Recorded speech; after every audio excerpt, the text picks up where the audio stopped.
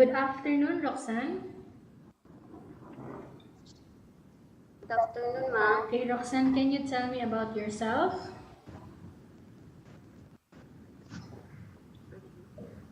I'm Roxanne, 30 years old, single mother, and I have one son.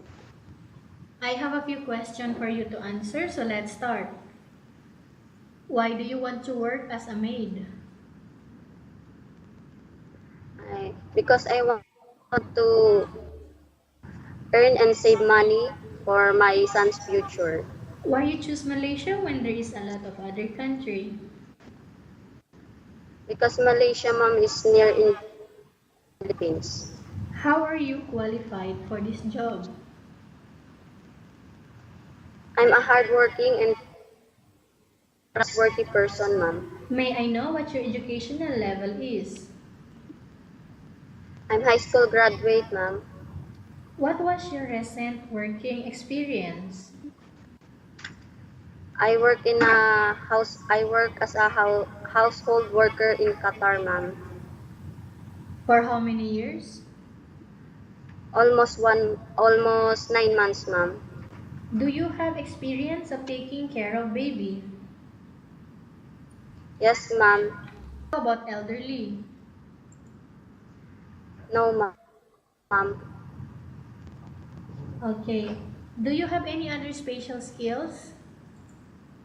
I know how to cook, ma'am. Okay. Are you willing to work, okay, with the family where the mother-in-law or any relatives stay together? Yes, ma'am.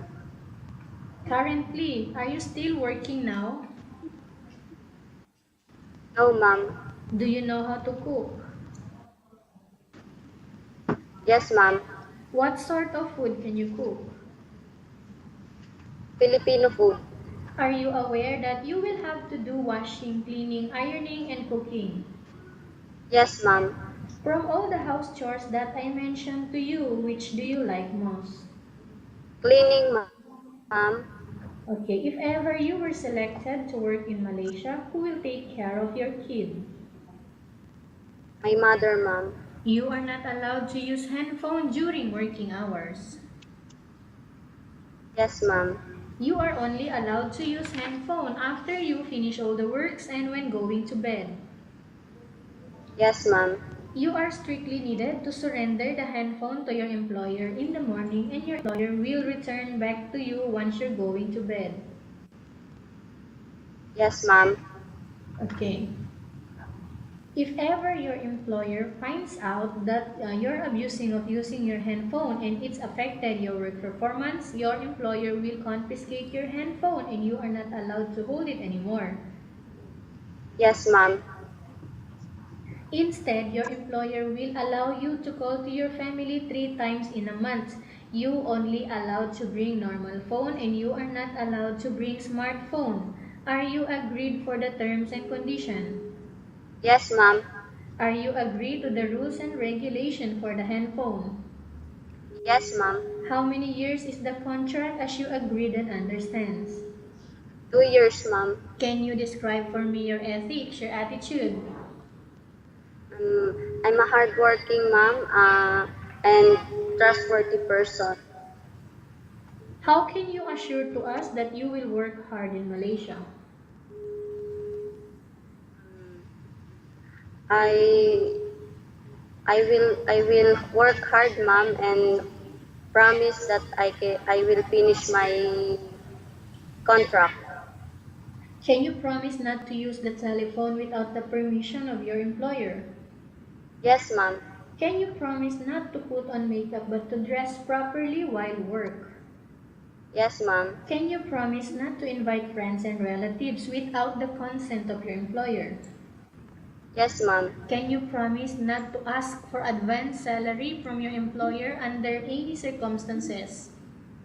Yes, ma'am. Do you really understand of the rules and regulation of the agency? Yes, ma'am. Do you pay any placement fee for you to come to Malaysia to work as a maid? No, ma'am. Do you have any history of sickness, breast cancer, or any other illness? No, ma'am. Do you suffer from any skin diseases, allergy, or physical defect? No, ma'am. Have you suffered from any serious illness? No, ma'am. Do you smoke? No, Have ma'am. you undergone any operation? No, ma'am. Are you in any medication right now? No, ma'am. No. Okay. Are you medically fit or are you fit to work? Yes, ma'am. Are you allergic with any food, Roxanne? No, ma'am. Are you preferred to work for the employer of any race? Yes, ma'am. Are you preferred to eat the type of food taken or given by your employer? Yes, ma'am. Are you afraid of being left alone in the house? No, ma'am. Are you afraid of dogs or other pets? No, ma'am. Can you promise to work according to instruction from your employer? Yes, ma'am. Do you have any immediate family working here in Malaysia? No, ma'am. Okay, Roxanne, we have finished our question section. Let's go to case study. I have a case study for you, Roxanne, and I want you to answer me truthfully. Upon arrival in Malaysia within 6 months only, if ever any of your family members passed away, what will you do? It's depend on the situation, ma'am. If my Mm-hmm. employer is allowed me to go home, I'll go. If not, ma'am, I respect your decision and I'll just send money for my family for their financial or help Okay. them financially. Okay, that's good. Again, Roxanne, tell us about yourself and why do you want to work in Malaysia as domestic helper? Mm, ma'am, my name is Roxanne Basto. Um, I'm 30 years old, single mother. I have one son. Um, if you will hire me as your household worker, I will promise that I'll make, I'll do best to do, do and finish all the tasks that you will give to me. Okay.